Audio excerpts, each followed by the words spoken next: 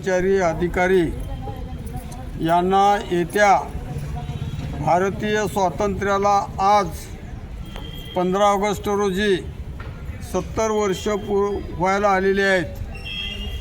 या निमित्तानं प्रतिवर्षाप्रमाणे आपल्या कामगार कर्मचाऱ्यांना महापौर साहेबांनी जल्लोषात 15 ऑगस्ट स्वातंत्र्य दिन साजरा करण्यासाठी आर्थिक मदतीची घोषणा करावी, देय रक्कम देण्याची घोषणा करावी।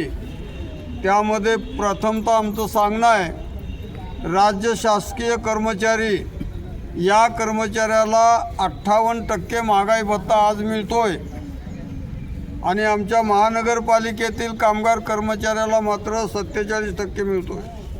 म्हणजे 11%चा फरक आहे, तफावत आहे।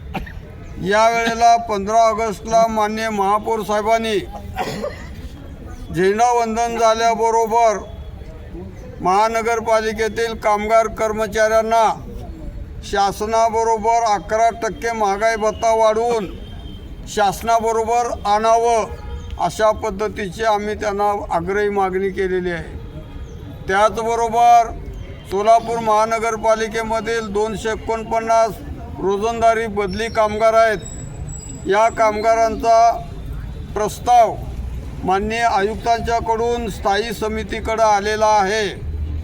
आता येत्या शुक्रवारी स्थायी समितीची बैठक होईल। त्यामध्ये हा विषय स्थायी समितीत मंजूर झाल्याबरोबर माननीय सभागृहामध्ये तो जनरल बोर्डाच्या रूपाने येणार आणि या प्रस्तावाचं ठरावाच्या रूपात रूपांतर होऊन हा ठराव आयुक्तामार्फत माननीय राज्य शासनाच्या नगर विकास विभागाकडे पाठवण्याचं नक्की ठरलेलं आहे, होणार आहे।